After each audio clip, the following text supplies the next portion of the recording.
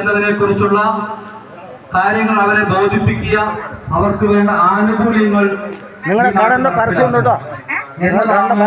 ഒരു മെമ്പർ ആയാലും ഒരു ജില്ലാ പഞ്ചായത്ത് ഒരു വാർഡ് മെമ്പർ ആയാലും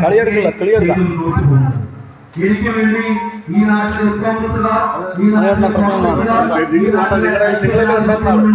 ആളുകളൊക്കെ വോട്ട് ചോദിക്കുമ്പോൾ ഞാൻ നിങ്ങൾക്ക് ഉറപ്പു തരുന്നു, നിങ്ങൾക്ക് ഒരു കാരണവശാലും ഒരു രീതിയിലും ഒരാളുടെയും മുമ്പിൽ തല താഴ്ത്തേണ്ട ഒരു സാഹചര്യം വരില്ല.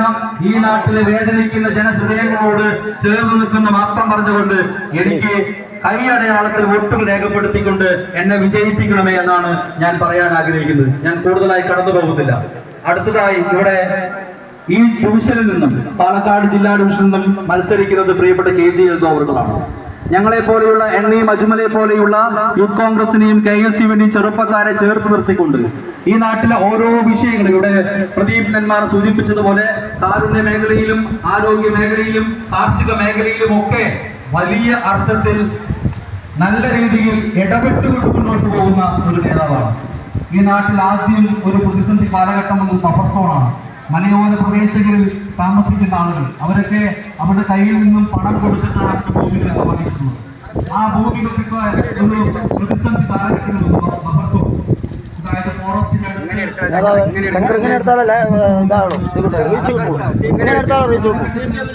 എന്ന് പറയുന്ന ഒരു സംഘടനയ്ക്ക് നേതൃത്വം കൊടുത്തുകൊണ്ട് ഈ നാട്ടിൽ ഈ മലയോര പ്രദേശങ്ങളിൽ അവർക്ക് താങ്ങും തണലുമായി അവർക്ക് വേണ്ടി മുന്നോട്ട് വന്ന ഒരു നേതാവാണ്. അതോടൊപ്പം തന്നെ ചെന്താമരയുടെ കൊലക്കേസ് നമുക്കറിയാം. ഈ തൊട്ടടുത്ത് ബോളിംഗ് കോളനി നടന്നു. ആ കോളനിയിൽ ചെന്താമരയ്ക്കെതിരെ ചെന്താമര നടത്തിയ കൊലക്കേസ് ഈ നാട്ടിലെ പോലീസ് സംവിധാനത്തിന്റെ പിടിപ്പുകളായിരുന്നു.